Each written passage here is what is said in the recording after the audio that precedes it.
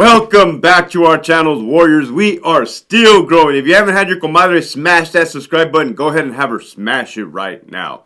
I want to give a big thank you to everybody, all the viewers, all the supporters, everybody that's contributed, everybody that's shared the channel, liked, subscribed, the whole nine. None of this would be possible without you guys.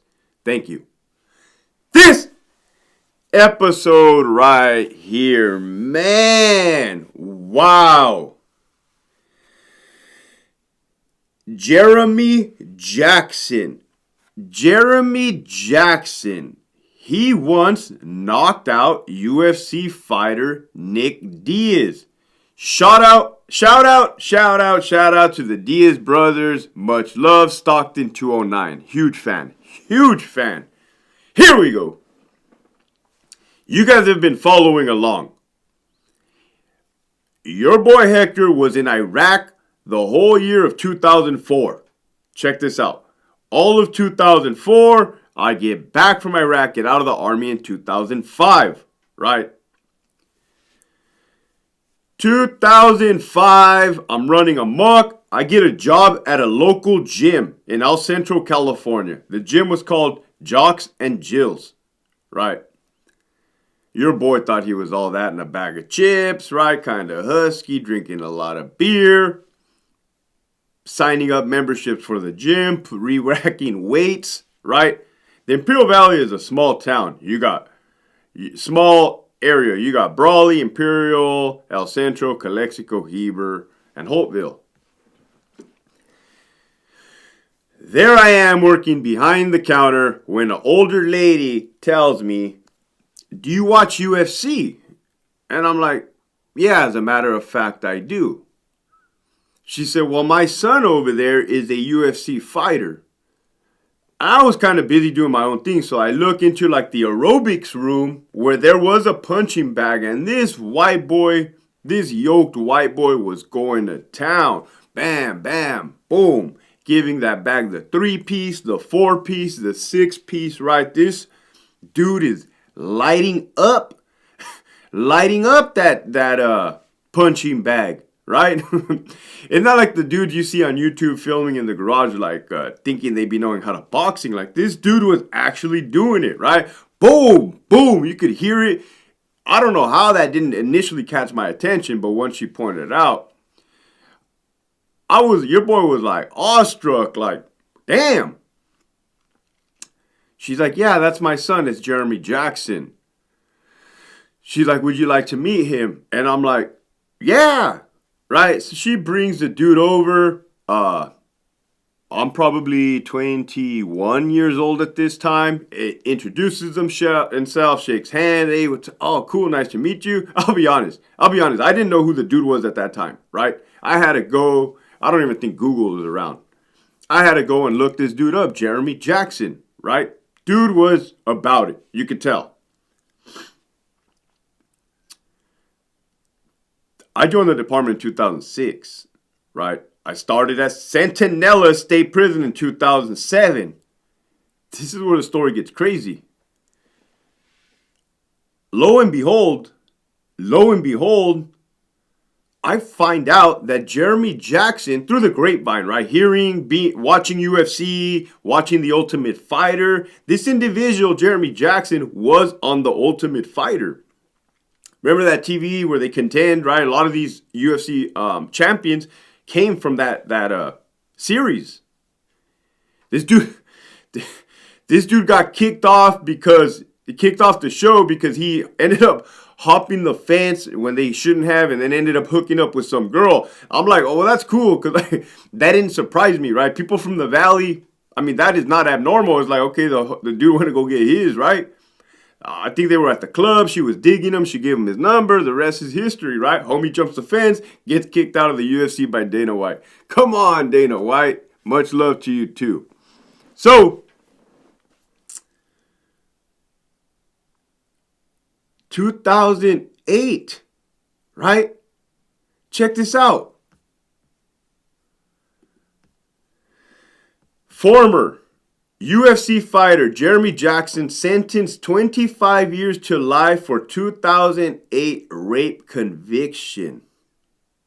Right, I just gave you that time frame.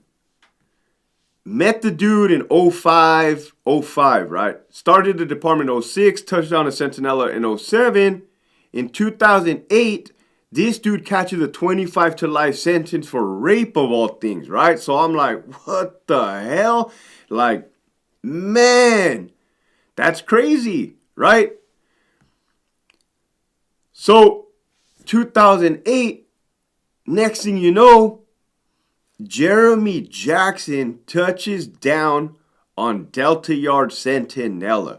I see him, and I'm like, wow, like what the hell? This career finna be wild. Boy, was it wild, right? Like, man, is this how this career's gonna turn out?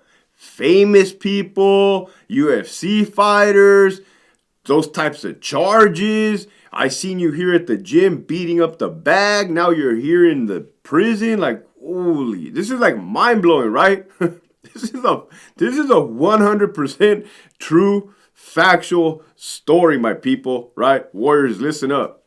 So, right, I'm like, Jesus Christ, what is going on here?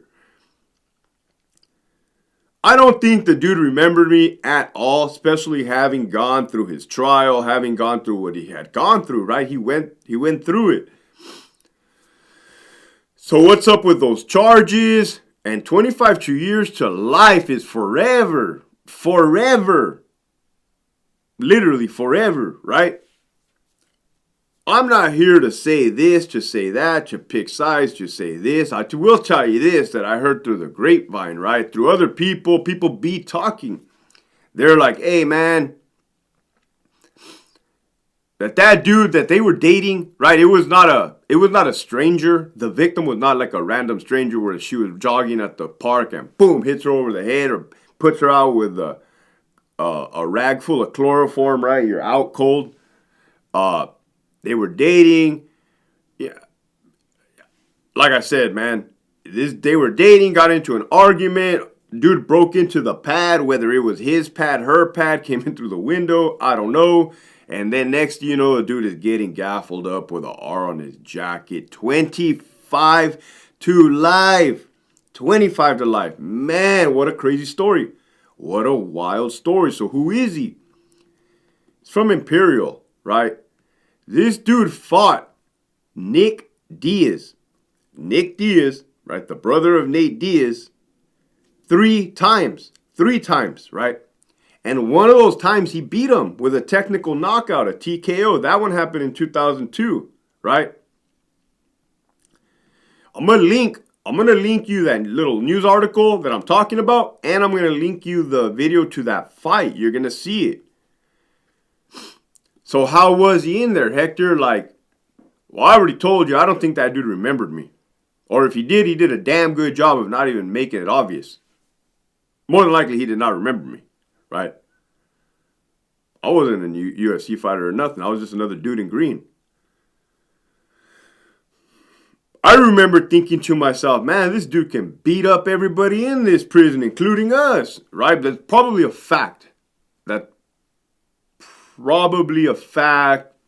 He could beat everybody up, right? Like on one-on-one fight, fighting skills wise. This dude has hands, feet, elbows, headbutts. Well, headbutting not legal in the UFC, but he probably does have some headbutts.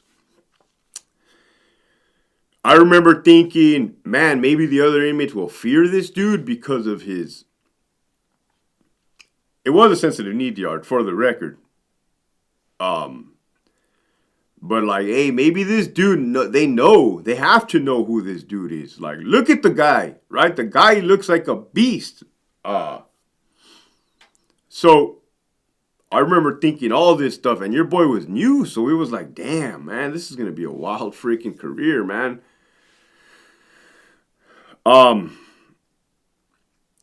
Yeah, that in itself, as you progress through your career, you're gonna run into people, you're gonna see people, you're gonna know people, you're gonna infamous people that were televised, people that made the news, definitely made the news. You're gonna meet individuals that never made the news and have some crimes that you think, man, they should. If Netflix got a hold of this one, they would be rich, right? Keeping up with the Donovans. Keeping up with the Donovans. Anybody know anybody in Netflix or producers? Let's do the Donovan series, Keeping Up with the Donovans, man. I'm gonna do a wild series on that whole entire shabackle. Shabackle. That's not even a word, right? Keep tracking. So, with that, the message for today is, holy shit, there's no message. Okay, I gotta leave a message. It wouldn't be right. It wouldn't be right. It wouldn't be appropriate if I didn't leave a message, right? It's Friday. It's Friday.